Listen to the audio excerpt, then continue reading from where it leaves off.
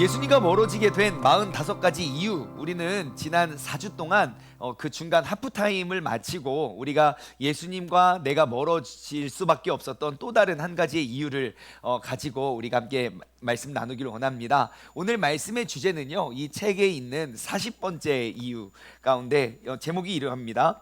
현실을 받아들이지 않으려는 방어, 십자가를 회피함. 오늘은 그 십자가를 회피함이라는 주제를 가지고 하나님의 말씀을 나눠보기를 원합니다.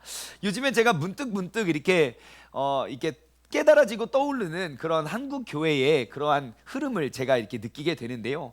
이전에, 그러니까 제가 어렸을 때에 생각하고 있었던, 제가 했던 그런 신앙생활과 오늘날 제 아들이 신앙생활하는 이 신앙생활과 오늘날 한국 교회를 이렇게 비교해 보았을 때 좀 더 물론 좋아진 부분도 있지만 안 좋아진 부분도 있다는 거예요. 그런데 나빠진 부분들이 훨씬 더 크게 보인다는 것입니다. 제가 오늘 두 가지만 말씀드리면, 첫 번째는 오늘날 한국교회는 말씀이 점점점 사라져가고 있다는 현실입니다. 말씀이 사라져가고 있어요. 마치 구약시대 그 왕정기 시대 때 하나님께서 하나님의 나라, 하나님의 민족, 하나님의 백성을 세운 게 이스라엘 백성이거든요. 그래서 너희는 세상과 다른 구별된 사람이기 때문에 나의 율례와 법도를 지켜라 라고 해서 하나님이 친히 왕 되시고 그 말씀에 의해서 나라를 세웠건만, 여러분, 많은 전쟁과 불순종 때문에 전쟁에서 그 말씀을 잃어버렸어요. 그리고 나서 몇백 년이 지난 후에 그때야 말씀을 발견하고 말씀 앞에 엎드리고 회개의 운동이 일어났지만 이미 수많은 불순종에 의해서 그들을 진노하고 심판하시려는 결단을 하신 이유였어요. 근데 오늘날 우리 아이들을 보면요, 주일날 성경책 가지고 오는 아이를 못 봤어요. 왜 그런지 아십니까? 이유는 어디 멀리 찾아보지 마십시오. 우리 아이들이 문제가 아니라 손들어 보라고 하고 싶지만 하지 않겠습니다. 여러분, 요즘은 말씀을 상실하는 시대를 살아가고 있어요. 아이들이 더 이상 오늘날 현대인들은 더 이상 성경책을 이렇게 펴서 보려고 하지 않아요. 자연스럽게 성경 목록 66권의 순서 알지 못합니다. 펴본 적이 없고 넘겨본 적이 없거든요.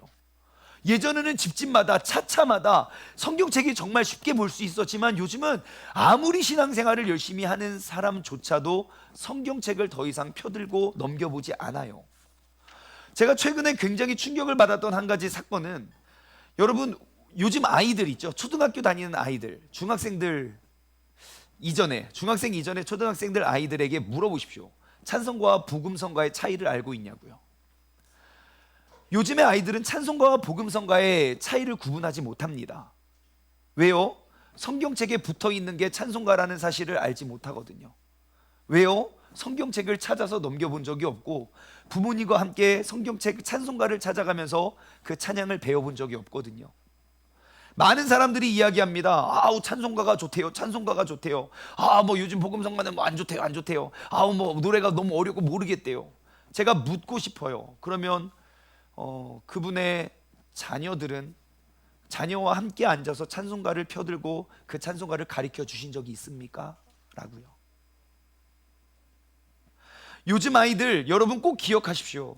찬송가와 복음성가의 차이는 여러 가지가 있을 수 있지만 우리가 가장 발견할 수 있는 가장 큰 한 가지의 차이점은, 찬송가는 대부분의 성경책에 붙어 있습니다. 물론 안 붙어 있는 성경도 있지만 대부분의 성경책에 붙어 있는 건 찬송가, 성경책에 없는 것은 복음성가라고 보시면 돼요. 여러분, 찬송가와 복음성가의 차이가 뭔지 아십니까? 정말 큰 차이가 있어요. 무엇이냐면요, 모든 곡이 그런 건 아니지만 찬송가를 보시면 하나님에 대해서, 그리고 구원에 대해서 우리가 구하고 아뢰는 내용들이 굉장히 직접적이에요. 직설적이고요. 하지만 복음성가는요, 굉장히 간접적이에요. 돌려 뭉뚱그려 그렇게 고백을 하고요. 찬송가는 그냥 다이렉트예요. 십자가를 짊어져야 우리가 구원을 얻을 수 있다, 이런 거예요. 예, 복음성가에는 여러분 십자가 복음성가 거의 찾기 힘듭니다. 왜냐하면 다 우회하고 간접적으로 이야기하기 때문이죠. 그래서요, 찬송가는 복음성가보다 훨씬 더 복음적인 거예요. 우회하지 않거든요. 다이렉트로 하나님께 고백하거든요. 복음의 전곡을 찌르는 곡들이 많이 있기 때문입니다. 그래서 여러분, 우리가 요즘에 말씀이 상실되어져 가는 이 세상 가운데 우리가 다시 한번 그 말씀을 발견하고 회복하고 말씀 앞에 엎드릴 수 있는 우리 모두가 되기를 원합니다. 제가 요즘과 예전의 신앙생활과 요즘을 비교해 보면 또 한 가지의 큰 차이는 보혈 찬양과 십자가 찬양을 부르지 않는다는 거예요.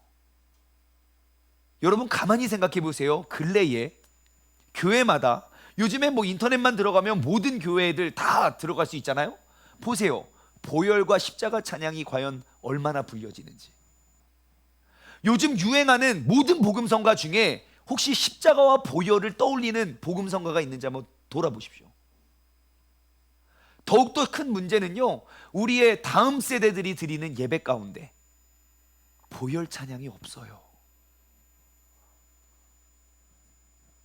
제가 어렸을 적만 해도 맨날 찬양하면요, 뭐 신방 예배를 가든 주일 예배를 드리든 금요 철야를 드리든 항상 뭐 맨날 구주의 십자가 보혈로 죄 씻음 받기를 원하네. 그럼 예수 십자가에 흘린 피로써 맨날 막 십자가 피 막 보혈 막 내가 매일 기쁘게 순례 얘기를 행하면, 우리는 맨날 기쁨으로 순례 얘기를 행했는데 요즘에는 십자가 막 너무 막 무섭고 두려워요. 그나마 1년의 고난주간 그 40일, 그것도 우리는 잊혀져 가고 있어요. 하지만 이 시대는요, 십자가의 부담이 점점점 사라져 가고 있음을 알 수 있습니다. 예전에는 교회들마다, 목사님들마다 그 십자가를 강조했어요. 목사님께서 막 우리가 십자가를 짊어집시다 그럼 성도들 아멘 그랬어요. 그리고 이 교회를 떠나 저 교회를 가도 거기도 여전히 십자가와 그 보혈을 찬양하고 말씀을 전했어요. 하지만 요즘은 어떠합니까? 우리가 십자가를 짊어집시다 그러면은 속으로 생각해요. 이제 교회를 옮길 때가 됐나 고민거리가 생긴다고요. 대부분의 성도님들께서 부담스러워하세요. 더 이상은 이 강단에서 십자가를 강조하기가 어려운 시대가 되었어요. 왜요? 누구도 그 십자가를 짊어지려 하지 않기 때문이죠. 십자가를 짊어지라는 말이 우리에게는 와닿지 않습니다. 머리로는 십자가의 길을 가야 한다고 알고 있고 그 십자가를 통해서만 구원을 이룰 수 있다는 것 알고 있지만, 입으로는 분명히 십자가를 짊어지라고 이야기는 하지만 나의 삶은 여전히 편의를 먼저 생각하고 그 안락함만 고집하고 있다는 것입니다. 여러분, 편의와 십자가가 있다면 여러분 무엇을 포기하시겠습니까?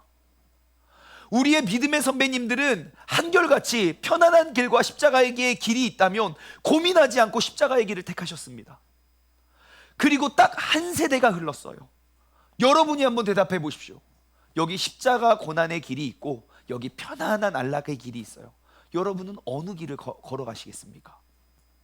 제가 같은 질문을 다르게 해볼까요? 여러분의 자녀가 편안한 삶이 있고 십자가의 고난이 삶이 있다면 여러분 무엇을 위해 어떻게 기도하시겠습니까? 엄마, 성경에는 이렇게 신앙생활 하라고 나와 있어. 그러면 우리는 이렇게 기도할 거예요. 하나님, 내 자녀 빨리 편안하게 건져주세요. 구해주세요. 우리가 그것을 위해 기도하지 않겠습니까? 예수님께서는 이렇게 말씀하셨어요. 누구든지 나를 따라오려거든 자기를 부인하고 자기의 십자가를 짊어지고 나를 따르를 것이다. 여러분, 우리는 기독교의 본질을 잃어가고 있다는 그 사실과 현실에 우리는 눈을 떠야 됩니다. 우리의 잘못된 선택은 잘못된 열매를 맺을 겁니다. 그 열매의 크기는 우리가 상상하는 것보다 훨씬 더 클 수도 있습니다. 성경은 이야기합니다. 한 세대를 놓치면 그 모든 것들을 잃어버린 그 결과를 우리는 만날 수 있습니다. 그러므로 우리는 정신을 바짝 차리고 우리의 삶의 크고 작은 사건들 앞에서 예수님과 멀어질 수밖에 없는 선택을 하는 것이 아니라 우리가 모든 사건과 상황들 속에서 예수님과 가까워질 수밖에 없는 선택으로 바꾸는 것이 우리의 신앙생활이고 우리의 목적이 되기를 주님의 이름으로 소망합니다. 먼저 옆 사람에게 이렇게 인사 나눴으면 좋겠어요. 예수님과 가까워지는 선택을 합시다. 예수님과 가까워질 수 있는 그러한 말씀의 선택을 할 수 있는 우리 모두가 됐으면 좋겠습니다. 요즘같이 이렇게 가을이 되잖아요. 그러면은 학교마다 소풍을 많이 갑니다. 가을 소풍, 봄 소풍, 가을 소풍. 학교에서 이렇게 소풍을 가면요, 항상 빠짐없이 했던 놀이 가운데 하나는 바로 보물찾기입니다. 보물찾기. 그렇죠? 특히 가을 소풍 때는요, 이렇게 단풍잎 속에 이렇게 쫙 숨겨져 있는 이런 거 있죠. 이런. 꼭 저희 학교의 보물은 항상 이거였어요. 여러분 학교는 어떨지 모르겠지만, 예. 그래서 이게 단풍잎 사이에 딱 보이는 이 흰 종이 아주 반가워요. 그래서 딱 열면 꽝이네. 그래서 또 찾고 또 찾고 또 찾고 그랬어요. 여러분, 보물찾기 게임을 하면요, 항상 여러 개의 보물을 찾아오는 아이가 학생이 있는 반면, 이렇게 찾지도 못하고 돌아오는 아이도 있고, 아이의 찾기를 포기하는 아이들도 있습니다. 그렇죠? 여러분들은 어떠한 학생이었습니까? 와, 못 찾았어요. 우리 조현웅 선생 못 찾았대요. 그럼 질문 드릴게요. 저는 어떠한 학생이었을까요? 아유, 어떻게 그렇게 잘하세요? 저는 보물 하나를 찾아도 정말 충만한 열정을 가지고 보물을 찾았지요. 누구보다, 남들보다 빠르게, 누구보다 열심히. 그래서 항상 열심히. 그러면 이제 나중에 그 보물 찾기의 달인들은요, 이러한 지혜가 생겨요. 딱 보면요, 보물이 숨겨져 있을 곳에 가면 항상 그 보물이 숨겨져 있다는 걸 발견해요. 그리고 여러 가지 프로그램과 행사를 할 때 어느 선생님이 보물을 숨기기 시작하는지도 알아요. 여러분 그거 알고 계십니까? 이렇게 막 레크레이션 하고 있으면 한 명이 쓱 갑니다. 그럼 막 돌아다녀요. 그 사람이 보물을 숨기고 있어요. 몰랐죠. 그래서 쓱 보고 정탐을 한 다음에 자, 보물찾기 시작하면 후다닥 달려가서 그 보물을 막 주워온다는 거예요. 여러분, 보물찾기를 잘하는 사람은 알아요. 어디에 가면 무슨 보물이 있는지. 여러분, 지금 이 시간 이 자리에 숨겨져 있는 보물이 많은 거 알고 계십니까? 그것이 바로 은혜의 보물입니다. 아마 눈치가 빠르신 분들은 아실 거예요. 이 예배 가운데 얼마나 많은 은혜의 보물이 숨겨져 있는지를. 여러분, 그 보물을 발견할 수 있는 그런 귀한 예배가 되기를 주님의 이름으로 소망합니다. 오늘 본문 말씀은요, 마태복음 13장인데요 마태복음 13장은 천국 비유장으로 잘 알려진 장입니다. 마태복음 13장에만 보시면 7가지의 비유를 들어서 그 천국을 알려주고 천국을 설명하고 있는데요, 그 중에 오늘 본문 말씀은 단 한 절로 이루어진 가장 짧지만 가장 짧은 설명으로 그 천국을 소개하고 알려주는 그런 본문의 내용입니다. 그래서 오늘 마태복음 13장 44절 말씀은 밭에 감추인 보화 비유인데요, 우리가 오늘 본문 말씀을 한 목소리로 함께 읽어볼까요? 시작. 천국은 마치 밭에 감추인 보화와 같으니 사람이 이를 발견한 후 숨겨두고 기뻐하며 돌아가서 자기의 소유를 다 팔아 그 밭을 사느니라. 아멘. 밭에서 일을 하는 사람이요, 열심히 일을 하다가 밭을 갈다가 그 안에 숨겨져 있는 보물을 찾았습니다. 그럼 주인은 왜 보물을 거기에 숨겨놨을까요? 은행이 많이 없었을 것이고, 은행이 있다 하더라도 은행에 저장되어 있는 보물들은 다 세금 보고가 되었기 때문에 너무 많은 보물이 있는 사람들은 뭐 은행 이런 데 안 가요. 그냥 이게 다 바닥에 묻어두고. 예전에 뉴스 몇 번 나왔잖아요. 어디서 공사 현장에서 돈 다발 5만 원짜리 그거 그죠? 돈 다발이 막 우두둑 나오고 이런 거죠. 자, 그래서 자기가 열심히 일을 하다가 그 보물을 딱 발견했어요. 그래서 그것을 빨리 묻어두고. 왜 묻어뒀을까요? 거기 나만 있어서 묻어뒀겠습니까? 아니죠. 여러분, 그 밭에는 일꾼이 몇 명이었을까요? 여러 명이 있었겠죠. 그리고 그 밭에서 일했던 사람은 그 사람만 있었을까요? 그 전에도 있었고 그 전에도 있었을까요? 전에부터 계속 있었었고 그 사람 외에도 많은 사람이 있었지만 그 보물을 발견한 한 사람이 그것을 얼른 묻고 자신의 모든 것들을 팔아서 그 밭과 자신의 모든 것과 바꾸어서 천국을 얻어냈다는 것이 본문의 내용입니다. 여러분, 이 짧은 한 절의 말씀을 통해서 우리의 삶에 진짜 보물을 찾을 수 있는 그 보물에 눈을 떠서 우리의 삶 속에서 그 천국의 보물을 우리가 발견하고 우리가 맛볼 수 있는 저와 여러분 되기를 소망합니다. 자, 오늘은 한번 우리가 보물을 찾아보았으면 좋겠어요. 자, 보물을 발견하기 위해서 우리는 먼저 어디로 가야 되겠습니까? 네, 밭으로 가야죠. 밭으로. 밭에 가야 그 밭에 보물이 숨겨져 있으니까요. 그러면 내 삶의 밭은 어디일까요? 네? 뭐 이렇게 뭐 귀농을 해야 됩니까? 가서 빨리 땅을 파야 어디가 보물섬이냐. 이게 아니에요. 우리의 삶의 그 밭은 어디입니까? 내 삶의 현장이겠지요. 내 삶의 현장. 그렇다면 우리가 발견할 수 있는 사실이 있어요. 무엇입니까? 내 밭에 보물이 감추어져 있다는 거예요. 여러분, 보물이 숨겨진 밭이 여기는 보물이 숨겨져 있고 여기는 안 숨겨져 있는 것이 아니라 나의 삶의 현장 속에는 거기에 감추어진 보화가 있다는 것이에요. 여기에도 있고 저기에도 있고 여기에도 있다는 거예요. 여러분, 나의 삶의 밭에도 그 천국의 보물이 숨겨져 있다는 사실을 기억하시기 바랍니다. 여러분, 보물은 모든 곳에 모든 사람의 삶의 현장, 삶의 밭 안에 숨겨져 있는 것입니다. 다만 발견하지 못했을 것이고 찾지 못했기 때문에 우리는 경험하지 못한 것이라는 거예요. 그러면 내 삶에 감추어진 보물은 과연 무엇이고 우리는 그 보물은 과연 어디에 숨겨져 있는지 한번 우리가 찾아봤으면 좋겠어요. 먼저 밭 어디에 그 보물이 숨겨져 있는지 한번 우리가 보물을 한번 찾아봅시다. 자, 여러분이 주인이라면 보물을 어디다 숨겨놨겠습니까? 그 값지고 이렇게 그 값진 그 보물들을 어디에 숨겨놨을까요? 1번, 모두가 발견하기 쉬운 그곳. 2번, 누구도 발견할 수 없는 그곳. 하나, 둘, 셋. 2번이겠죠. 2번. 나의 값진 보물을 숨겨놓고 아무나 다 가져가라고 하는 주인이 어디 있습니까? 아무도 모르는 그곳에 숨겨놨을 거라는 거예요.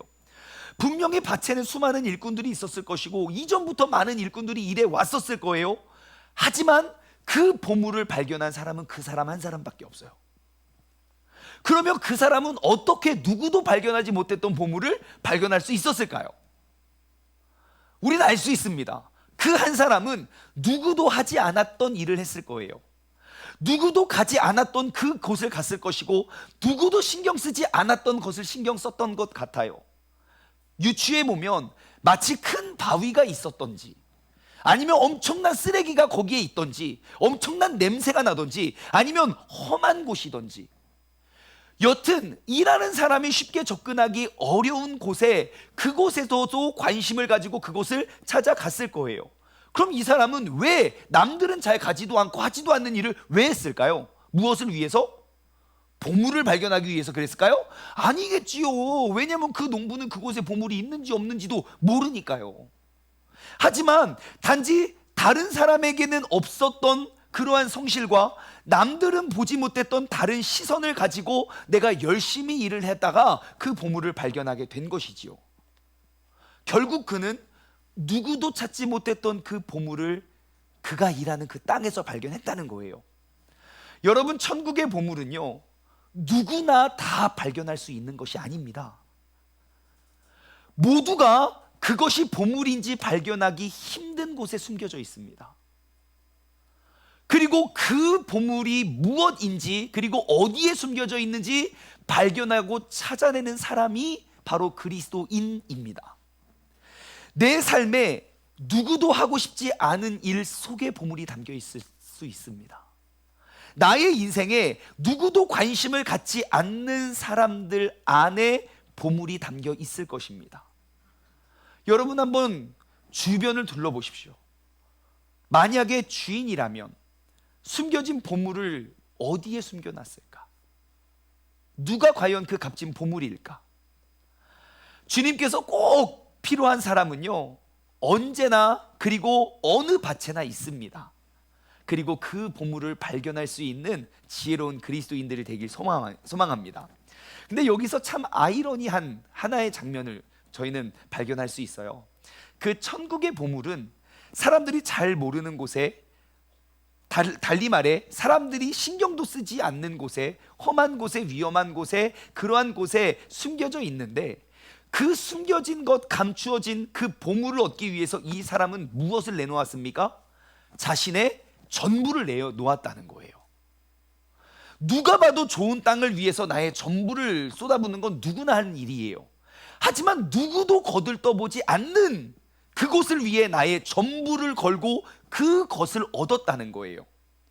그럼 우린 여기서 또 다른 지혜를 얻을 수 있습니다. 여러분, 천국을 얻기 위해선 자신의 모든 것을 희생하여야 된다는 거예요.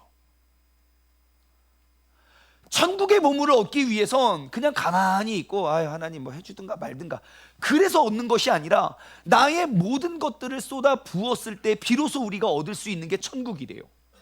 이 농부는요, 그 보물을 얻기 위해서 자신의 전부를 내어주었습니다. 제가 이걸 묵상하는데 한 명 딱 떠오르는 사람이 있더라고요. 여러분들도 한번 머릿속에 누가 떠오르는지 한번 생각해 보세요. 누구도 돌아보지 않는 그 사람을 위해서 자신의 모든 것을 건네주고, 그리고 혹시 이 사람을 돌보아 주는데 더욱더 필요한 돈이 필요하거든 내가 돌아오는 길에 그것을 갚겠습니다 라고 말하고 떠났던 누가 기억나지 않습니까? 누구죠? 선한 사마리아인이요. 선한 사마리아인이요. 제사장도 그냥 그 사람을 보고 지나가고 레위인도 그 사람을 보고 지나가되 누구도 관심도 없고 그 강도 맞고 버림받은 사람을 위해 나의 사랑과 관심을 쏟아부었을 뿐만 아니라 내 수중에 있는 모든 돈을 다 주고 나의 전부를 내어주고, 그리고 이 사람을 돌보는데 부족한 것이 있다면 내가 돌아오는 길에 꼭 갚겠습니다 라고 약속한 사람이요. 여러분, 자신의 모든 것들을 내어주었던 사람입니다. 그렇다면 이 사마리아인은 왜 강도당한 사람에게 모든 것을 내어주었습니까? 답은 간단합니다. 그것이 천국의 보물이기 때문입니다. 나의 모든 것들을 내어줘도 아깝지 않은 그 보물이기 때문이에요. 사람들은 제사장도 알지 못하고 레위인도 발견하지 못했던 보물을 그 선한 사마리아인은 발견한 거예요. 여러분, 우리 그리스도인들이 찾아야 하는 보물들은 바로 이러한 것입니다. 모든 사람들이 우러러보고 모든 사람들이 박수치고 모든 사람이 주목하는 그것이 아니라 죽어가는 영혼들을 내가 먼저 다가가 손 내미는 것, 누구도 무시하고 누구도 돌아보지 않는 그 사람에게 먼저 다가가 나의 가장 귀중한 것을 내어주는 것. 여러분, 한번 생각해 보세요. 보물을 발견한 농부는요, 자신의 모든 것들을 팔아 그 밭을 샀습니다. 그럼 생각해 보세요. 주인은 왜 그 밭을 팔았을까요? 네? 그곳에 보물이 있다는 걸 몰랐기 때문이죠. 왜요? 자신이 심어두지 않았기 때문이에요. 그러면 이 주인은 왜 그 밭을 팔았을까요? 이 밭을 가지고 있는 것보다 이 사람이 제시하는 돈이 더 컸기 때문이겠죠. 그럼 우리는 여기서 또 다른 지혜를 얻을 수 있어요. 주인의 보물과 농부의 보물이 다르다는 걸요.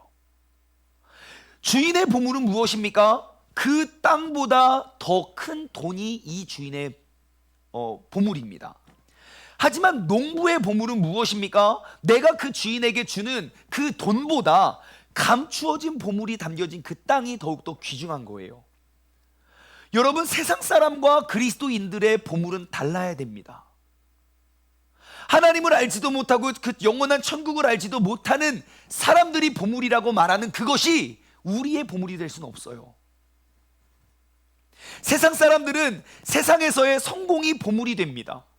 그래서 그 보물을 얻기 위해 좀 더 높아지려, 좀 더 강해지려, 좀 더 모으고 좀 더 누리기 위해 자신의 모든 것들을 쏟아붓습니다. 하지만 그리스도인들의 보물은 그와는 정반대되는 것입니다. 좀 더 낮아지려, 좀 더 포기하려, 좀 더 섬기려, 좀 더 나눠주기 위하여 자신의 모든 것을 바칠 줄 아는 사람이 그리스도인이라는 거예요. 왜요? 보물의 가치가 다르기 때문입니다. 그래서 저는 오늘 보물을 얻기 위해선 십자가를 져야 된다고 말씀을 드리고 싶어요. 뭘 하라고요? 보물을 얻기 위해선 십자가를 짊어져야 한다. 시작! 여러분, 십자가를 짊어지지 않고서는 영혼 구원의 보물을 발견할 수 없습니다. 나의 삶의 현장 속에서 내가 남을 위해 내가 십자가를 짊어지는 것, 그것이 그 보물을 발견하고 그 보물을 캐낼 수 있는 그러한 방법이 됩니다. 십자가는 무엇입니까? 나의 죽음입니다. 나의 죽음으로 남을 살려내는 것이 십자가의 현장입니다. 자기의 희생과 자기의 헌신, 즉 나의 포기는 남을 살릴 수 있는 도구가 됩니다. 그것이 십자가의 능력입니다. 여러분, 서로 간의 갈등이 왜 끝이지 않는 줄 아십니까? 누구도 죽으려고 하지 않기 때문이에요. 부부싸움이 왜 안 끝납니까? 서로가 이기려고 하기 때문이에요. 모든 이유와 상황과 정황들을 다 떠나서 내가 죄인입니다, 내가 잘못했습니다 한다면 절대로 싸움은 이어질 수가 없습니다. 잘못했다는데 무슨 말을 더 합니까? 여러분, 제가 고등학교 때, 여러분 잘 아시다시피 저는 기숙사 생활을 했습니다. 제가 고등학교 1학년에 딱 입학을 했는데 기숙사 학교인데 기숙사가 없었어요. 예, 놀라운 일이죠. 예, 저는 그런 학교를 다녔어요. 그래서 개교는 했는데 기숙사가 없으니까 어떻게 했냐면 교실을 반절을 잘라서 보일러를 깔고 이제 학교 건물 이쪽 두 개의 교실은 남자 한 방에 10명씩 10명씩, 저쪽 끝에는 여자 한 병에 10명씩 10명씩 이렇게 잤어요. 그리고 기숙사 터도 있었고 기숙사 계획도 있었어요. 그래서 우리는 그 기숙사를 꿈의 기숙사라고 불렀어요. 늘 그 꿈의 기숙사를 바라보며 늘 그 기숙사를 우리는 꿈꿨죠. 여러분, 정말 작은 방에 저기 유아실 만한 방에 10명이 같이 잤어요. 시커먼 10명이요. 무슨 냄새가 나는지 아십니까? 놀라운 냄새가 납니다. 궁금하시거들랑 한번 군대를 가보시면, 아무튼 그래요. 자, 그렇게 해서 있었어요. 그래서 우리가 늘 그 꿈의 기숙사를 늘 바라면서 1년이 지났습니다. 후배가 들어왔어요. 근데 여전히 꿈의 기숙사였어요. 갈 데가 없잖아요. 그래서 식당 옆에 그 방 하나가 있는데 거기에 남자 20명이 다 들어갔어요. 한 방에 20명. 여자들은 더 이상 갈 데가 없잖아요. 그래서 선생님 기숙사에 여학생들이 흩어져서 선생님들과 동고동락을 하게 됩니다. 그러다가 2학년 때 드디어 기숙사가, 그 꿈의 기숙사가 현실의 기숙사가 되어서 딱 들어갔어요. 야, 진짜 천국 같더라고요. 세상에 4명이 한 방을 써요. 10명이 한 방을 쓰다가 4명이 한 방을 쓰니까 얼마나 쾌적합니까? 하지만 여전히 더럽긴 해요. 정말 더러워요. 그랬었어요. 근데 얼마나 기숙사가 좋냐면요, 각 방마다 베란다가 있었어요. 근데 문제는 무엇이냐면 기숙사 생활하다 보면 모든 사람이 정말 공통적으로 게을러진다는 거예요. 너무 귀찮아요. 심지어 화장실, 그냥 방 문 열고 한 5걸음만 걸어가면 화장실이거든요. 밤에 그 화장실 가기가 귀찮아서 베란다를 열고 다 밭에다가 오줌을 심어줘가지고 하지만 진짜 다 그래요, 여러분. 우리가 얼마나 귀찮았냐면요, 일단 옷은 한 번 빨아서 세탁이 돼서 오면 그냥 일회용이에요. 한 번 빨고 던져요, 또 던져요, 또 던져요. 근데 옷 입을 게 없잖아요. 그럼 던져놓은 거 냄새 맡고 다시 입고, 내 옷 없으면 남의 옷 입고. 왜? 우리는 한 가족이니까요, 그리스도 안에서. 그러니까 빨래는 쌓여가고 쌓여진 빨래는 곰팡이 썰고. 그러니까 귀찮은 게, 모든 것들이 귀찮은 거예요. 아침에 일어나면 이불도 안 개, 당연히 안 개죠, 귀찮아서. 심지어 어디까지 갔냐면요, 밤에 4명이 방을 쓰잖아요. 그럼 누군가는 불을 꺼야 되는 거 아닙니까? 그래야 어두컴컴해서 우리가 편안하게 잠을 잘 수 있잖아요. 네가 꺼, 네가 꺼, 네가 꺼. 그 불 끄는 게 너무 귀찮은 거예요. 어떻게 하는지 아십니까? 가위가위보를 합니다. 가위가위보 해서 지잖아요? 그럼 이불 덮고 잡니다. 그냥 나는 그냥 이게 좋아, 그러고 자요. 그래서 내일 아침까지 불을 켜놓고 자죠. 정말 놀라운 귀차니즘이에요. 그러다가 제가 문득 이런 생각이 들더라고요. 귀찮아서 못하겠어, 귀찮아서 못하겠어. 그 귀찮은 일들이 뭐지? 보니까 정말 작고 사소한 일이더라고요. 그 귀찮은 일이. 그러면 남들은 능력이 없어서 못하는 일이 아니라 정말 할 수 있지만 귀찮은 거예요. 근데 얘도 안 하니까 나도 안 하는 거예요. 그래서 제가 이렇게 생각을 했어요. 그러면 누군가는 그 귀찮아서 못하는 일을 좋아하는 일로 만들면, 그러면 그 좋아하는 한 사람 때문에 귀찮은 여러 사람이 덕을 보겠네? 그렇지 않습니까? 그 일이 귀찮아서 안 할 뿐이지 그 일을 좋아해버리면 되잖아요. 그럼 나는 좋아하는 일 해서 좋고 남들은 귀찮은 일이어서 좋고. 그래서 제가 거기다가 이렇게 썼어요. 귀찮아지자. 난 오늘부터 귀찮아질 것이다. 귀찮아. 그럼 내가 그거 해줄게, 내가 그거 해줄게, 내가 그거 해줄게. 여러분, 귀찮아지는 사람들을 이렇게 스스로가 더욱더 귀찮아지고 싶어하는 사람을 곁에 두기를 원할까요? 아니면 저 멀리 그냥 혼자 있으라고 하는 게 많을까요? 더 곁에 있기를 원하겠지요. 그래서 제가 전교회장을 했다고요. 귀찮아져가지고. 여러분, 매사에 귀찮아지시기 바랍니다. 우리가 보물을 발견하는 건요, 하나님은 나에게 불가능한 것들을 요구하지 않아요. 내가 조금만 더 귀찮아지기를 헌신하면 돼요. 하나님께서는 단 한 번도 내가 짊어질 수 없는 십자가를 요구하신 적이 없습니다. 나에게 요구하시는 모든 십자가는 내가 능히 감당하고 짊어질 수 있는 것들이에요. 다만 내가 하고 싶지 않기 때문이에요. 비그리스도인들은 찾을 수 없지만 그리스도인들이 발견할 수 있는 보물, 그것이 무엇인지 아십니까?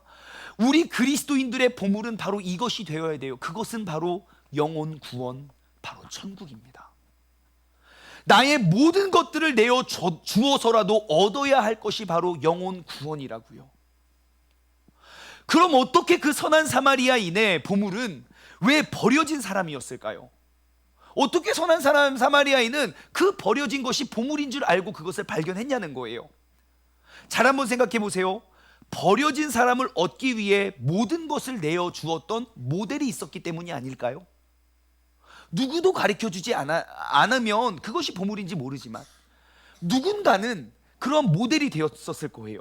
사람들은 거들떠보지도 않은 사람을 위해서, 정말 아프고 상처받고 버림받고 병들고 그러한 사람들을 위해서 내가 먼저 다가가 그들에게 손을 내밀고 그들의 친구가 되어주신 분.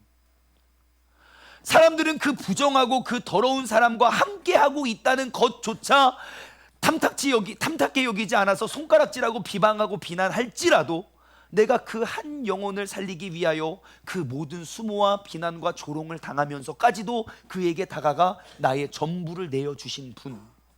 여러분, 누구 한 명 떠오르지 않습니까?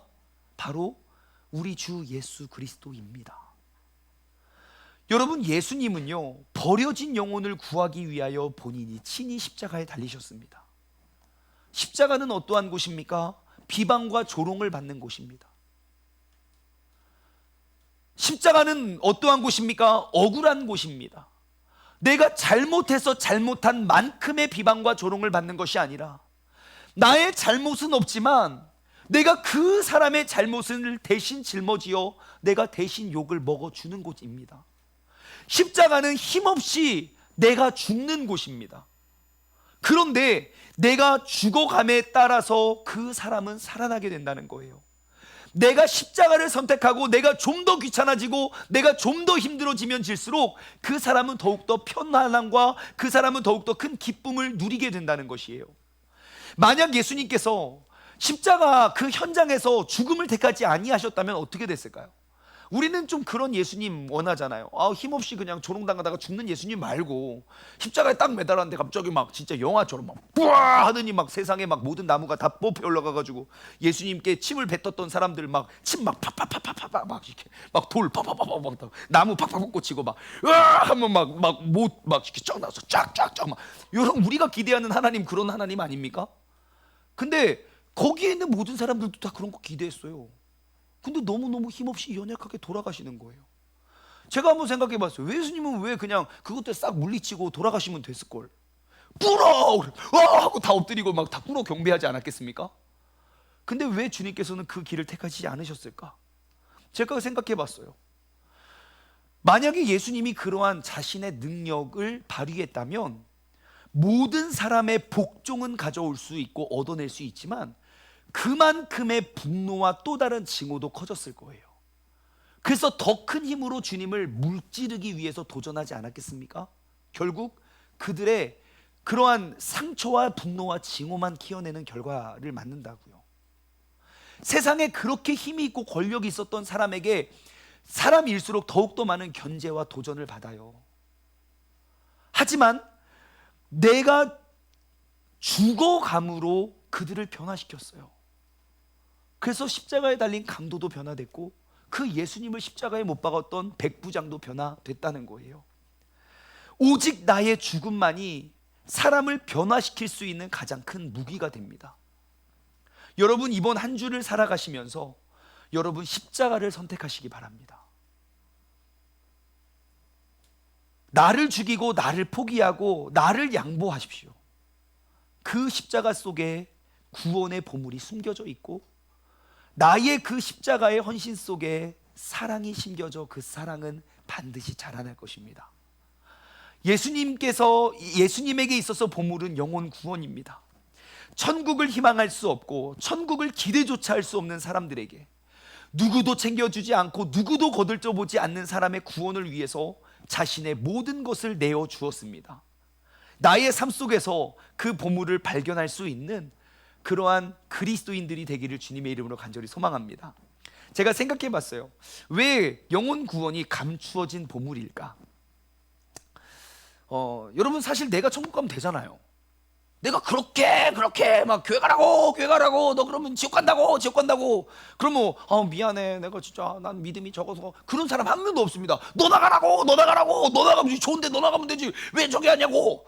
예, 어떤 할머니가 예전에 그 교회에서, 어느 저 교회에서 전도 훈련을 받았어요. 우리 영혼 구원합시다 막 전도 훈련을 받고 딱 흩어져서 전도를 하는데, 그 목사님이 전도를 잘하고 있나 나가봤어요. 근데 그 교회 바로 앞에 시장에서 막 싸움이 일어난 거예요. 그 권사님이 싸우고 있는 거예요.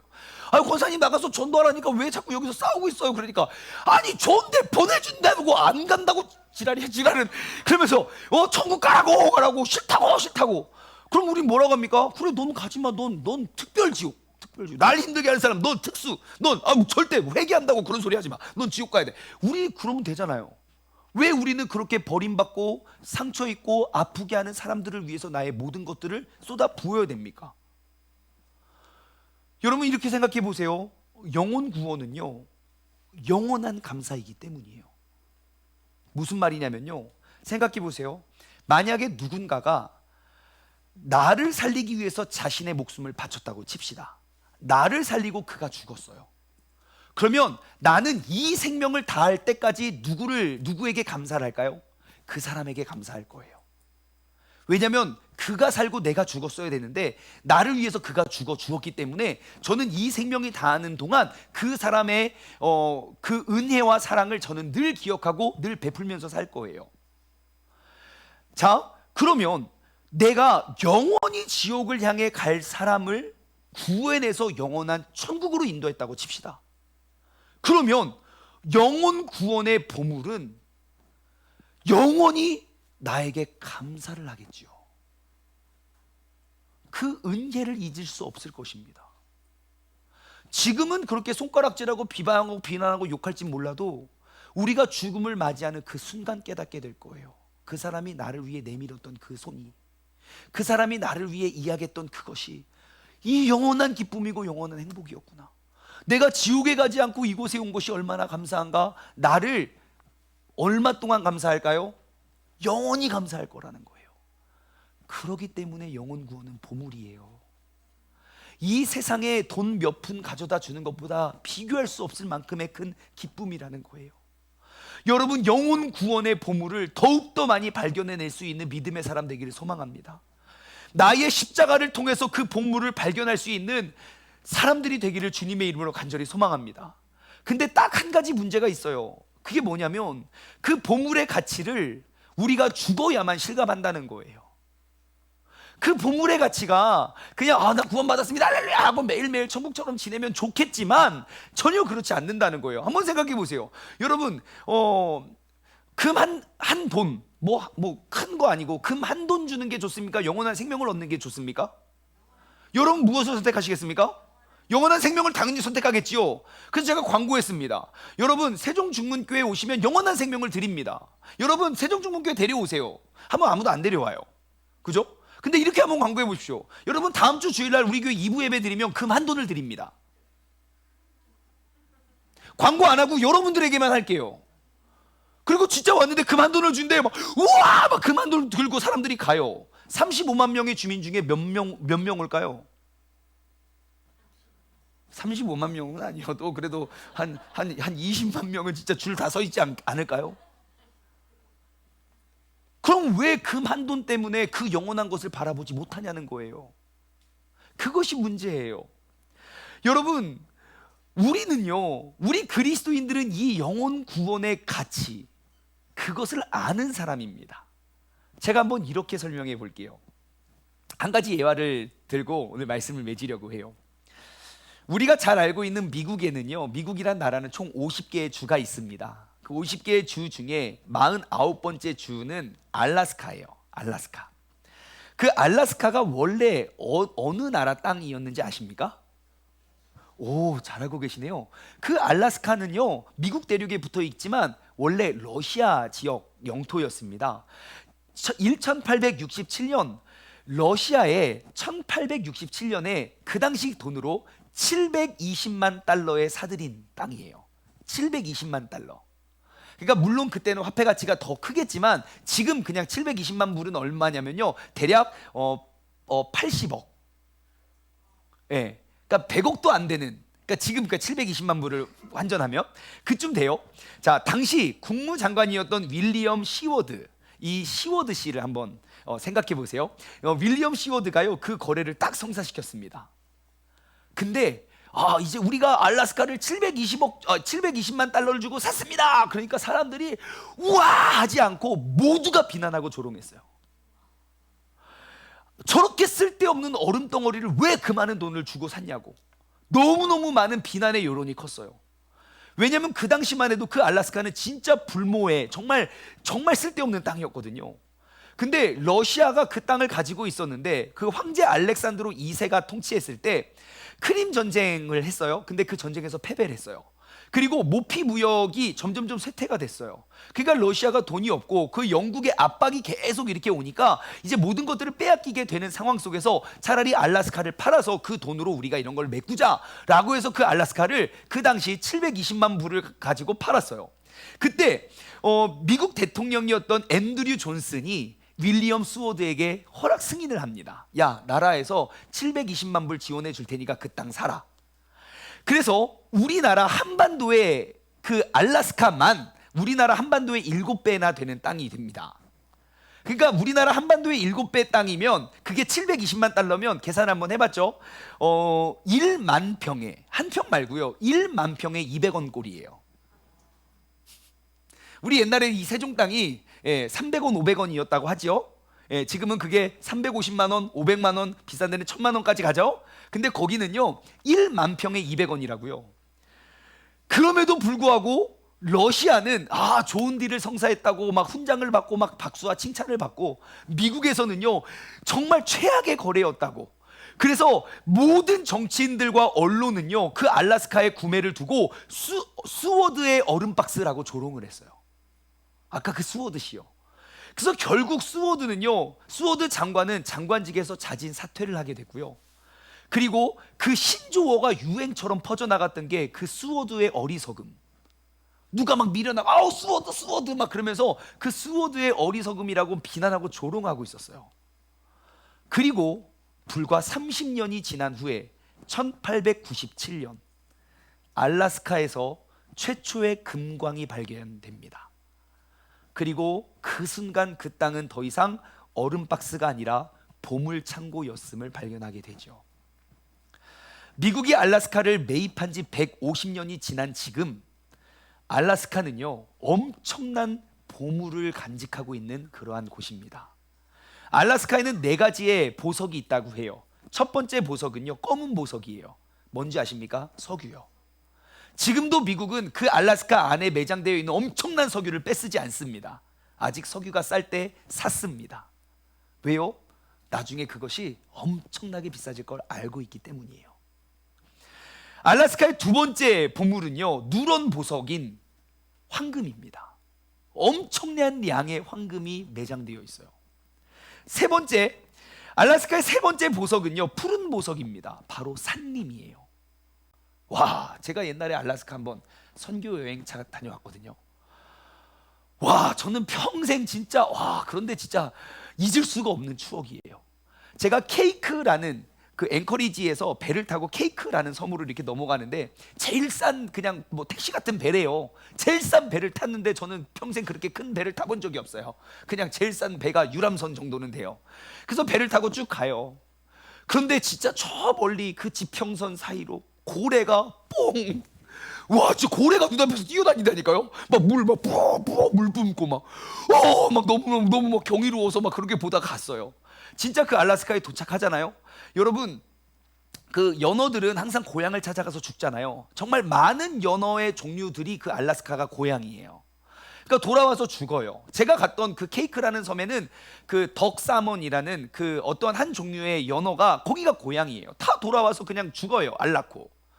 그래서 진짜 왜 거기가 많은 곳에 이런 말이 있잖아요. 물반 고기반이란 말이 있잖아요. 제가 조금도 과장하지 않고 알래스카의 그 산란기 때 가면요, 진짜 고기 팔 물 2예요.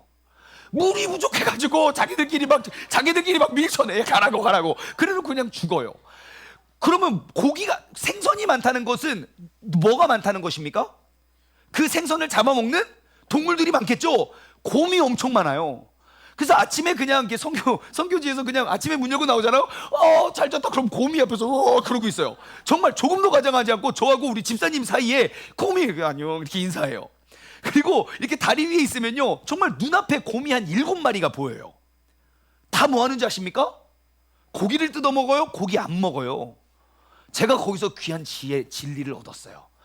여러분, 연어가 엄청 많아요. 엄청 많다고요. 근데 곰이 뭐 먹는지 아십니까? 그의 날카로운 손톱으로요, 배를 딱 찔러요. 그 다음에 손으로 딱 누르면 시뻘건 연어 알이 쫙 나와요. 그걸 핥아 먹더라고요. 그래서 제가 알이 좋은 줄 알았어요. 여러분 꼭 알탕을 드시기 바랍니다.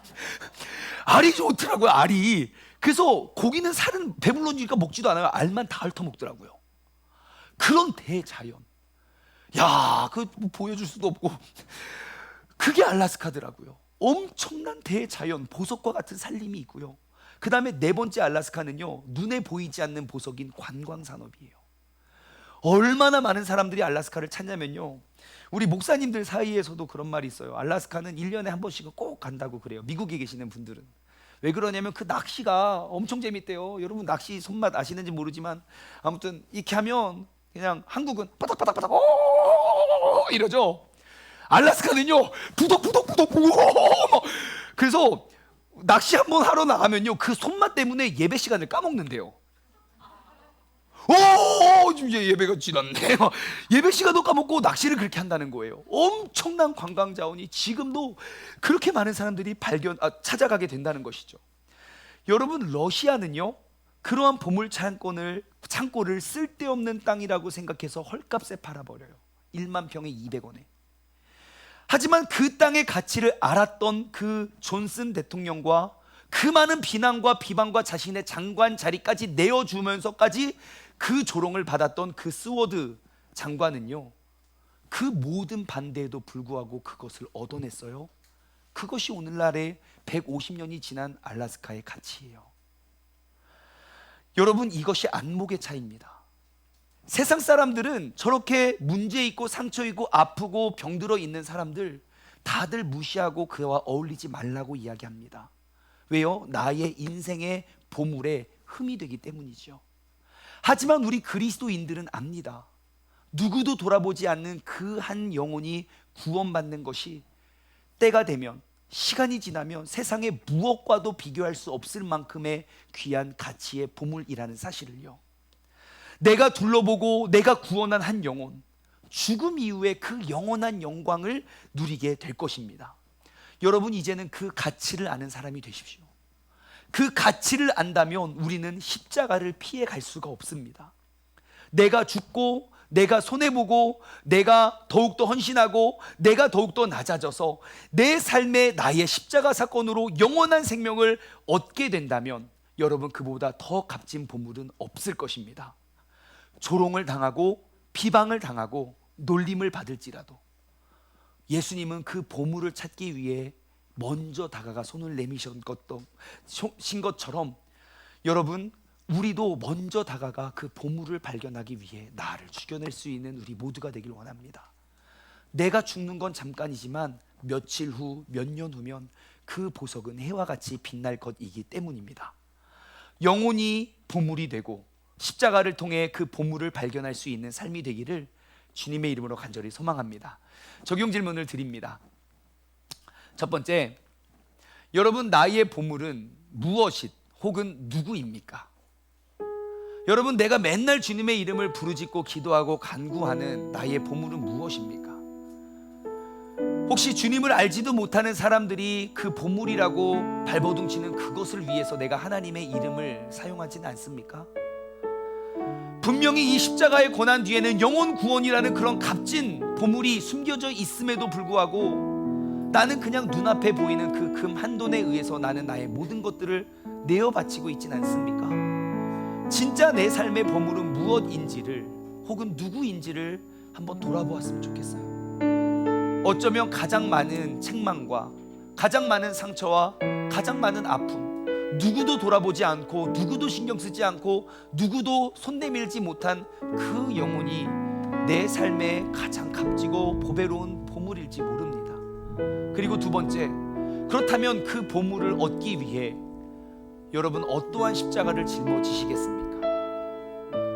여러분, 한 영혼을 얻는 건 정말 쉽지 않습니다. 그렇기 때문에 그것이 값진 것입니다. 전도가 쉽다면 여러분, 그것은 값진 것이 될 수 없습니다. 우리가 그것을, 내가 십자가를 짊어지고 나아갔을 때야 비로소 우리가 얻을 수 있는 것이 보물입니다. 한번 돌아보았으면 좋겠어요. 내가 어떠한 십자가를 짊어지기를 결단하는지. 그리고 한 가지 부탁드립니다. 여러분, 귀찮아지십시오. 귀찮아서 사람을 이용하는 것이 아니라 내가 그 귀찮음을 택하여 먼저 다가가 보십시오. 그러면 스스로 귀찮아지려는 사람, 미워할 사람 아무도 없습니다. 내가 그 귀찮음을 결단하고 우리가 먼저 그 십자가를 짊어지고 나아가길 소망합니다. 오늘 말씀을 맺으며 우리가 이러한 찬양 고백했으면 좋겠어요. 갈보리 산 위에 십자가가 섰습니다. 왜냐하면 그 주님께서 고난을 당한 표입니다. 그 험한 십자가를 내가 사랑하는 이유는 주님께서 그 보혈을 흘리셨기 때문입니다. 내가 최후 승리를 얻기까지 주님의 십자가를 사랑하겠습니다. 빛난 멸류관을 받기까지 그 험한 십자가를 붙들며 나아가겠습니다. 우리가 믿음의 고백을 하며 우리가 그 십자가를 짊어지며 나아가길 소망합니다. 갈보리 산 위에 십자가 섰으니 주가 고난을 당한 표라. 험한 십자가를 내가 사랑함을 주가 보혈을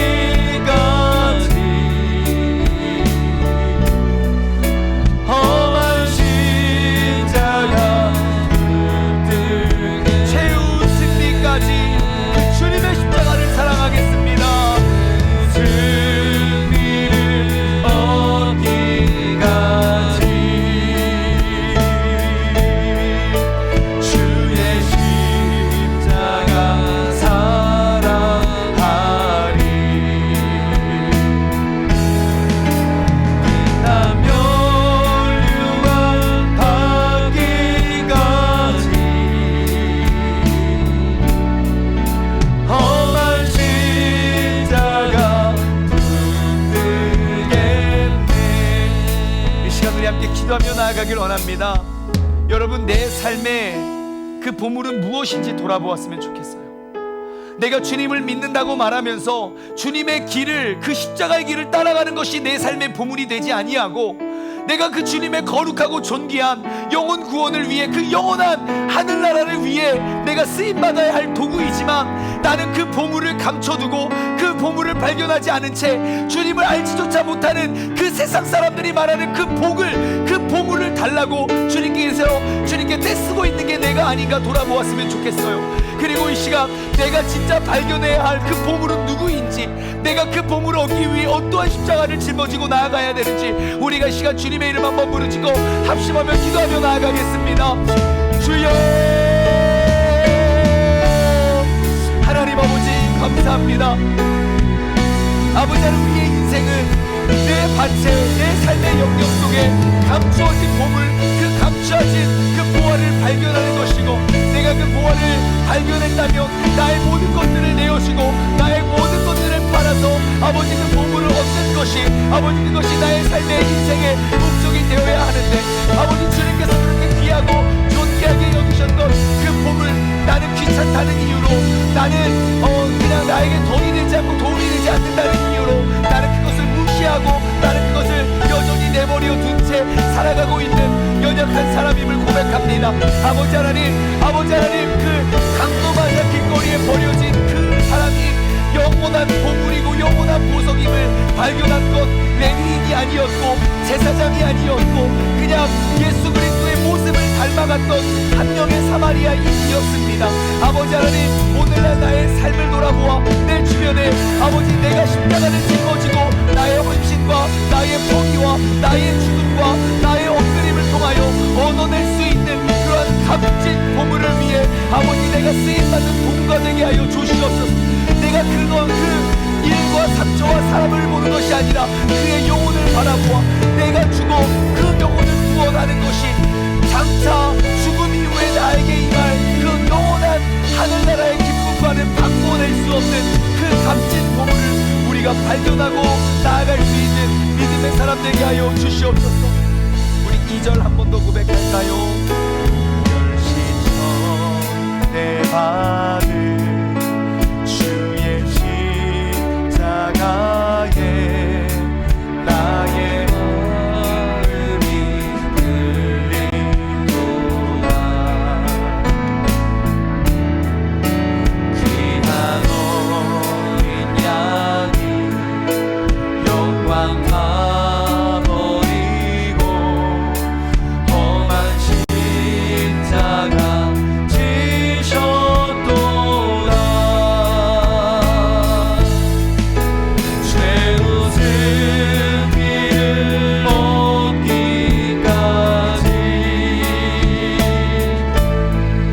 주의 십자가 사랑하리. 빛난 멸류관 받기까지 험한 십자가 붙들겠네. 하나님 아버지 감사합니다.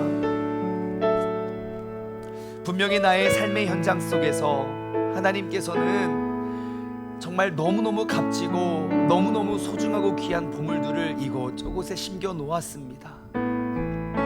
하지만 나는 세상 사람들과 같이 그것이 보물인지 알지도 못하고 그것이 보물이라는 것에 대한 관심도 두지 않아 이전에 수많은 종들이 그 밭에서 일을 했었고 지금도 나와 같이 수많은 종들이 일을 하지만 누구도 여전히 그 보물을 발견하지 못한 그러한 미련한 사람이 나였음을 고백합니다. 하나님, 오늘 이 시간 이 자리를 통하여 나는 믿음의 눈을 떠서 정말 누구도 돌아보지 않고 누구도 먼저 손 내밀지 않고 누구도 관심을 가져주지 않는 그 하나의 값진 보화를 위해 나의 모든 것들을 헌신하고 내가 십자가를 짊어지고 내가 포기하고 내가 헌신하고 내가 엎드리고 내가 작아짐으로 내가 그 영혼을 살려낼 수 있는 그러한 값진 삶의 주인공 되게 하여 주시옵소서. 하나님, 오늘 이 시간 이 자리에서부터 우리는 그 십자가를 피해가는 것이 아니라 그 십자가를 짊어짐으로 더욱더 많은 보물들을 천국에 쌓아갈 수 있는 믿음의 사람 되길 소망합니다. 나의 포기와 나의 연약함과 나의 자금을 고백하여 나를 통하여 그 영혼을 구원해 주시는 주님의 능력을 우리가 고백하며 살아갈 수 있는 믿음의 사람 되게 하여 주시옵소서. 이제는 우리 주 예수 그리스도의 은혜와 아버지 하나님의 무한하신 사랑하심과 성령님의 교통하심이 나의 십자가를 통하여 영혼 구원의 그 보물을 찾아내길 소망하는 사랑하는 우리 세종 중문 가족들 머리 위에, 그리고 이 시간 영상을 통해 예배드리는 모든 사람들 머리 위에 이제로부터 영원토록 함께 하시길 간절히 축원하옵나이다. 아멘.